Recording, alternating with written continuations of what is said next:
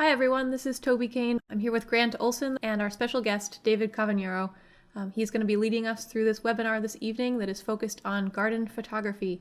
So for all of you who have been with us before, welcome back. And for folks who are new to this webinar series, thanks for joining us. So as most of you probably know, the mission of Seed Savers Exchange is to save North America's diverse but endangered garden heritage for future generations by building a network of people who are committed to collecting, conserving, and sharing heirloom seeds and plants, while educating people about the value of genetic and cultural diversity. What you might not know is that David is probably one of the largest players in Seed Savers organization. He has been involved with Seed Savers Exchange for 35 years. He's on our board of directors. He was our first farm manager. He worked here for 8 years as the farm manager at Seed Savers Exchange. And in addition to being a published photographer, he also runs a nonprofit called the Pepperfield Project that is dedicated to garden and food education through meals. He has a wonderful seed collection himself, and we're honored to have him here today to present this photography webinar to you. So I'm going to turn the webinar over to David, and here's what he'll be speaking to you about this evening. Thank you very much, Toby. Welcome, everyone. It's really a pleasure to be here. This is my first time in front of a computer at a webinar, so bear with me. I'm glad to have these techno-savvy friends in the room to help us along. Speaking of technology, since we're talking about photography, when I was taking photos during my 40 or 45 years of professional photographic background, of course, I was using film. I was using 35 millimeter cameras with slide film and so forth. Today, all of you are out there with every manner of gadget that you can think of, smartphones and all kinds of things that I never would have imagined could take photos. So the technology of photography has so changed that, of course, I'm not going to be able to tell you much of anything about how to use your own equipment. So you're going to have to be on your own about that. Hopefully you'll know how to point your telephone in the right direction or whatever else you've got. But I do want to talk about some universal principles of photography, and some of these you're seeing on your screen right now. I'm a natural light photographer. I've never used flash photography, not that I'm opposed to that, but I really want to talk about how to use natural light.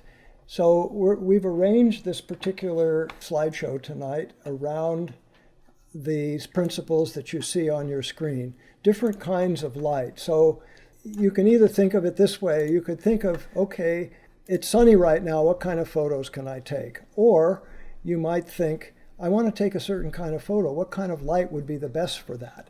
So hopefully by the end of this few minutes of looking at some images, you'll have a better understanding of how light affects the gardens and how to make the best kinds of images.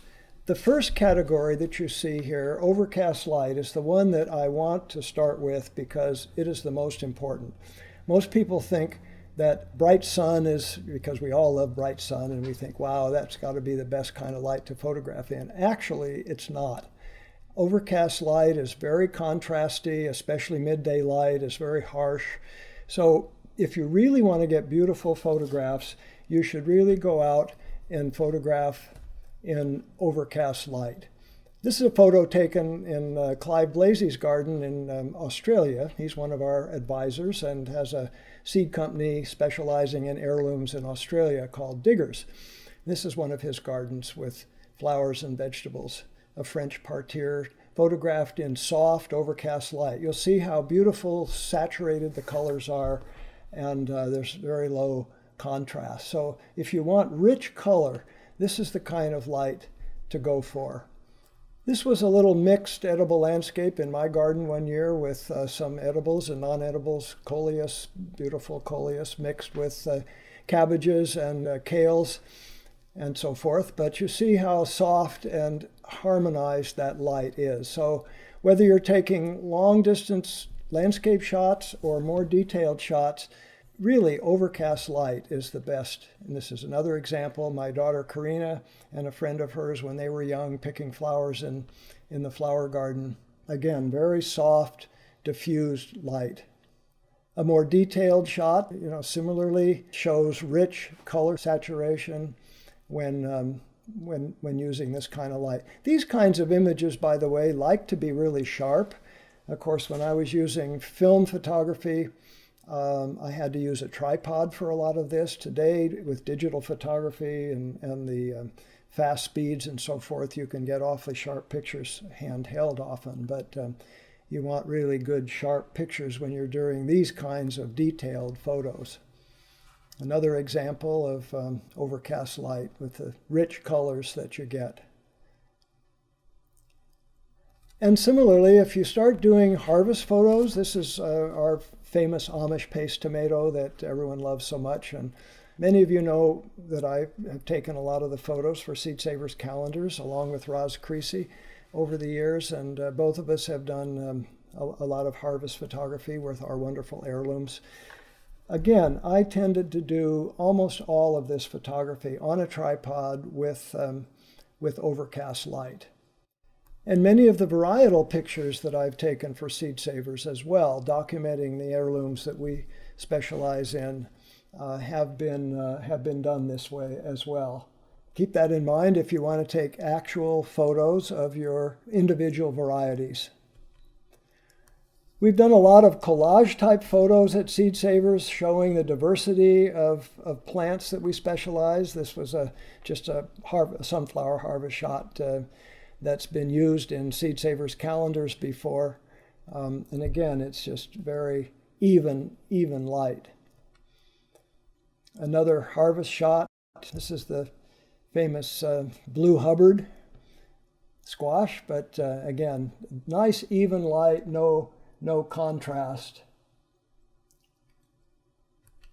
Probably the pictures that everyone has loved the most from Seed Savers are these harvest shots of heirloom vegetables, mixed heirlooms, or sometimes just the genetic diversity in one crop. But these are the kind of pictures that people have really enjoyed and have turned on so many people around the world to the beautiful heirlooms that we're proud to be saving here at Seed Savers, and that all of you are participating in saving with us. But just look at the amazing colors there, and the richness of those colors comes through because this was taken in overcast light. Now, if the sun is out directly, and you have much harsher light, especially after the early morning hours and you get toward the harsh light of midday, if you can get the sun behind you and photograph what I call front-lit subjects, that is to say, with the sun behind you and the sun shining directly on a subject. One way to simplify the contrast is to move in close. So here you have an apple photo in which I've moved in tight, and you can see the bright highlights that are reflected where the sun reflects off the apples. But still, you have good, rich light. But I want you to notice how contrasty and busy the background becomes.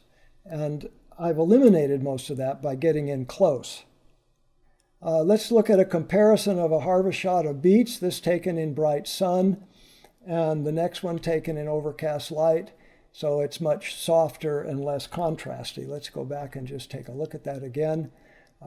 Both of them are okay, but you can see that this one has quite a bit more contrasty light.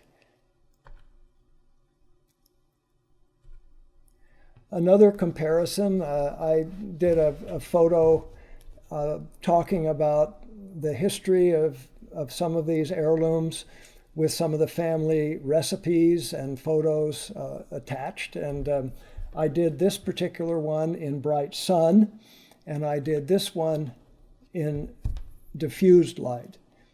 Again, they both have their own unique quality, but I want you to see how much less contrast there is and how much, in some ways, richer the colors are when you don't have the contrasty light of full sun. Let's go back and take a look at this one again.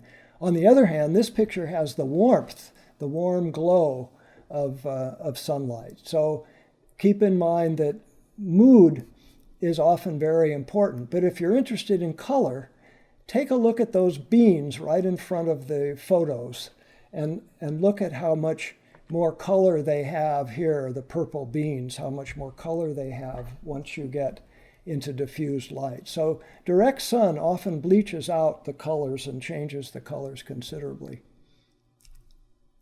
If you want to do insect photography, butterfly photos on flowers, for instance, it's really helpful to go out in bright sun where you've got plenty of light to work with, and have the sun directly coming from behind you, shining directly on the subject. But keep in mind, butterflies get a lot more antsy and busy the warmer they get. So you want to go out fairly early in the morning to photograph insects when they're a little more sluggish and aren't quite as flighty. Here's another harvest shot taken in direct sun. Again, you get the very brilliant, shiny highlights, which are nice. But wherever you get highlights, of course, the color is washed out completely. So just keep that in mind. Another way of photographing in direct sun is to incorporate the sky in the background. Sky is a very simple, lovely background on a sunny day. It can be overused. It's a little picture postcardish, I would say, but it nevertheless is a really good, simple background for setting off vegetable varieties like these beans, for instance, or these little chiltepine peppers. These are the original wild Capsicum annuum, the famous chiltepine, very hot wild pepper that's native in Mexico and up into southern Arizona, often called bird peppers. So this is a close-up of those tiny peppers against the sky with full bright sun coming directly from behind me. A sunflower picture taken here at Heritage Farm with a barn in the background was really set off nicely, I think, with the sky in the background. If you're doing ultra close-ups, my little shot of sprouting sunflower seeds where I got down really low and was able to, photograph up toward the sky. Again, the blue sky creates a really lovely, simple background. One thing I would like to emphasize in talking about photography is that word, simplify, simplify, simplify. The strength of a photo is measured more by what you've excluded than by what you've included. We all tend to get so fixated on the center of interest, what it is we're photographing, that we forget that there's a lot of extraneous stuff going on in the background. So zero in tight, go in close, simplify, simplify, simplify. That's my mantra about photography. Here's another one of grain amaranth with blue sky. It helps to have a color-coordinated model. In this case, just kind of happened that my friend Greg happens to match perfectly that particular variety of amaranth. But anyway, it's a nice way to show off the subject against the blue sky. Another way of simplifying the background is to manipulate what we call depth of field. Now, I don't know, I can't advise you on all your different kinds of cameras how you can handle this, but basically what's going on in a picture like this, the sunflowers are taken in direct, bright sun, but instead of the aperture being stopped down to small apertures, small f-stops like f8 or 16 or something like that, the lens is more or less wide open. In apertures, it would be something like f3.5 to 4.5, for instance, fairly wide open, which means that the depth of field is fairly shallow, which means that all that stuff that's going on in the background there, other flowers and foliage and blue sky, is rendered out of focus. The subject matter is in focus and the background is out of focus. And that is a wonderful way of creating soft backgrounds, especially when you're dealing in bright light. That's very helpful. But in any kind of light, that's a wonderful technique to use. Here's another example of a tulip. This actually was taken, I think, in overcast light. But there again, you see how soft the tulips in the foreground and the tulips in the background are So you have to manipulate your camera so you have some control over that. So you would choose aperture control or whatever the technique is with your camera that allows you to get shallow depth of field. Another way of dealing with bright light is for subject matter where you can make use of the contrast in an interesting way, where the contrast creates interesting patterns. For instance, I was drawn to this lettuce. It's a very busy picture. I don't normally take lettuce varietal pictures in the sun like this, but because the leaves created highlights and shadows of an interesting pattern, I chose this kind of light. It's kind of fun to play with that. So that's when the sunlight is coming early in the morning or late in the day, when the sun is coming from the side, where it creates highlights and shadows. Here's another example of really hot peppers. I took this picture at the Tucson Chili Festival one year with some of the Tarahumara baskets. We have late light scanning across this, creating highlights and shadows in an interesting way. This is a snow picture with Joni and my dog picking kale in the garden one winter morning. But again, early light coming from the side and creating highlights and shadows on the snow. You see how blue the snow is? That's reflected light from the blue sky above, and we're going to talk about that principle again in a few minutes. And I love this picture of breadseed poppies with the shadows of the poppy pods creating a really interesting pattern. So side lighting, wherever you can make use of the interesting highlights and shadows that are created, can make a really fun photo. My favorite kind of way of using direct sunlight, though, is what we call backlighting. That's the reverse of what I've been talking about. Now, instead of the sun coming from behind you, you're photographing toward the sun. The sun is coming from behind your subject. So that's me, actually. For those of you who've been around Seed Savers a long time, that was Seed Savers Garden number 2, 1986, down by the Upper Iowa River before Heritage Farm was even purchased. It was a 5-acre garden, and I ran the garden that summer in 1986. So there we have an early morning shot with the sun coming up just out of view to the upper left, casting this lovely warm glow across the landscape. A little more close-up photograph taken in our garden at home, planting lettuce. This is a beautiful example of backlighting with the light just coming behind all those leaves and just highlighting even Joni's hair and her sweater and all the lettuce leaves, just picking up that little bit of glow. It's really fun. And then, of course, for close-up photography, it's just any plant material that transmits light, that's translucent, petals, leaves, whatever, that the light can shine through. You get these beautiful backlit effects. And there again, the background in this case is out of focus, soft, very soft background. So this is shallow depth of field with an aperture of maybe f4.5, something like that, with the two flowers nevertheless in the same plane of focus. So they are both absolutely in focus. An even tighter shot of snow peas. But it's fun. You see that the light shines through the peas. You can see the little seeds developing. But anything like this that the sun can shine through really lends themselves to backlighting.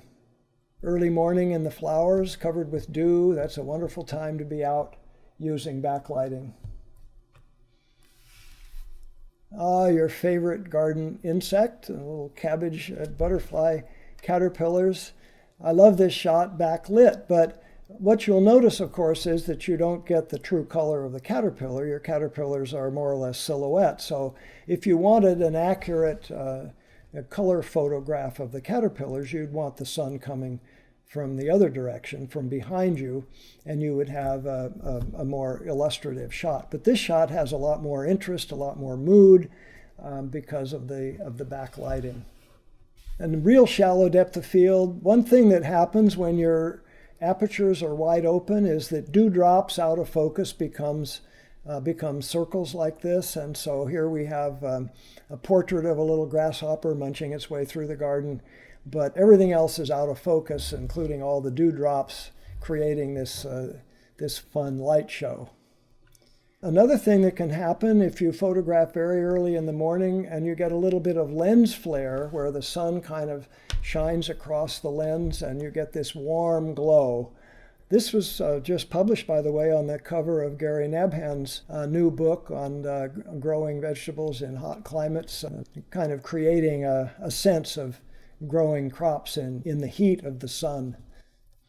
A much softer picture, my daughter Karina, when she was young, out in the garden picking sweet peas. There's that soft, shallow depth of field again. This was taken with a telephoto lens, looking through the flowers, with all the flowers out of focus, and just focusing on her face. And notice that the sun is coming from behind her, and her face actually is in the shadow. With no direct sun on it, which is why it's so nice and soft. Here's a two-picture series of borage, the first one taken with backlighting. And you'll notice, of course, this has a lot of mood because of the fun haloing of all the fuzzy foliage and the beautiful little star-like flowers. But you'll notice that the flowers are very washed out, of course, because with the sun shining through them, you don't get the true color. Whereas when you come around from the other side and you have direct sun on the plant, you have the true color of the leaves and the flowers. So it just depends on what you're after. This would be the documentary view of borage, and this would be more the poetic view of borage. So keep in mind that different lighting conditions create different moods. They give you different information, and so you've got those things to choose depending on what your goal is for the photo. Here's a real fanciful backlit photo, just only one little flower in focus, and everything else on a dewy morning is out of focus with my aperture wide open so that all the dewdrops and everything else are out of focus. And you get this lovely cosmic dance going on, which I simply adore. It's not a documentary photo at all. It's just simply a garden poetry. And one last shot of backlighting. If you really want to do something dramatic, you can put the sun right behind. These are milkweed seeds going to seed with the sun directly behind, underexposed to create this really graphic effect. But that's pretty dramatic backlighting. So you can do a lot of fun stuff with photographing directly into the sun. Another kind of light that I want to talk about, I call it shadow light. That basically means that or another term that's often used in photo books is open shade. You go out in the shade and the light that you're getting is coming down from the blue sky above. So that creates a blue cast on everything. Well, the perfect kind of photography to use that kind of light is a frosty morning, which of course, if you're going to have frost, you're probably going to have a clear sky anyway. So you go out in the early morning and you've got this blue sky illuminating your frosty vegetables, and that creates the blueness. By contrast, this particular picture of collards was taken in overcast light on a frosty morning. And you notice how, now that's true color, that's just the diffused light coming from the cloudy sky, as opposed to the blue light that's creating that photo. So shadow light, remember, has this blue cast. Here's a really dramatic example of frost on a red cabbage leaf, and you see how blue that is. But of course, that blueness augments the feeling of a cold, frosty morning. And the last category I want to talk about is the idea that it's to change your point of view. So often we just stand with our camera and we take snapshots, standing up, looking straight ahead with whatever gizmo we've got in our hand, and forget that there are different focal lengths, different lens possibilities. Even iPhones have all these different kinds of apps you can get to give you close-up potential and telephoto potential and so forth. I mean, camera photography now is so sophisticated, you can do just about anything. So I just want to remind you to think of changing your focal length, your lenses, change your posture, your position, and look at things in different ways. For instance, here's a photo of the barn here at Heritage Farm, taken with a normal lens, probably 50 millimeter lens, on a nice, what I call those puffy white cloud days in Iowa that are so beautiful. And it's harsh midday light, but it's typical summer. But then I put on the telephoto lens and zeroed in a little bit tighter, and the barn now is a bit out of focus, a little more just suggestive, and it has a different feeling to it. Another example would be in a varietal shot like Moon and Stars watermelon. This was taken from a tripod looking straight down on the watermelons. But now what would happen if you lay down on your belly and looked at it this way? And there's the barn in the background here at Heritage Farm, and all of a sudden you're not just an observer now from above, you're actually more a participant, aren't you? You're a little squirrel walking along, maybe wondering if you could take a bite out of that watermelon. Or a bee zoning in on those flowers. This gives you a whole different perspective on that particular piece of the garden, just by changing your body posture. A friend of mine harvesting leeks. Well, in order to become more of a participant in that scene, I got down on the ground and photographed looking up rather than standing up with her and photographing her straight on. And I like that perspective. You feel more like you're looking at it from the garden's point of view. Here's another example of that, where instead of standing up and looking down on him, I wanted him against the back blue sky, so I got down on the ground and photographed from the ground level. But also notice how contrasty the light is on his face. You see, that was not a very good situation of light on his face. So this is one of the failures of bright sun photography, is you get this high contrast and you lose detail sometimes where you really want it. Another picture here at Heritage Farm a number of years ago, harvesting sweet potatoes. This was done with more of a wide-angle lens, where I was able to get down low on the ground and get the sweet potatoes big in the foreground with the barn small in the background. So you get a sweep of depth, a sense of depth, by using a more wide-angle lens in this particular case. And then in this case, I'm actually looking down from above. Instead of looking from the ground up, I'm looking from up down on a scene of my daughter and her friends and dogs sitting around on this harvest of pumpkins. So just keep that in mind when you go out with your equipment, that you probably have more potential in your camera than you realize, much more that you could explore by changing focal lengths, by changing body position, changing point of view.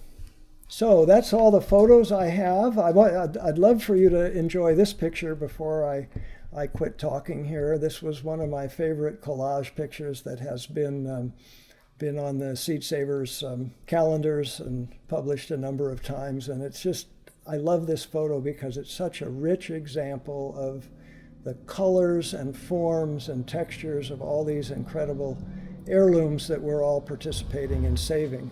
And this was done, of course, in overcast light. So it's got that incredible richness of color that I was talking about at the beginning.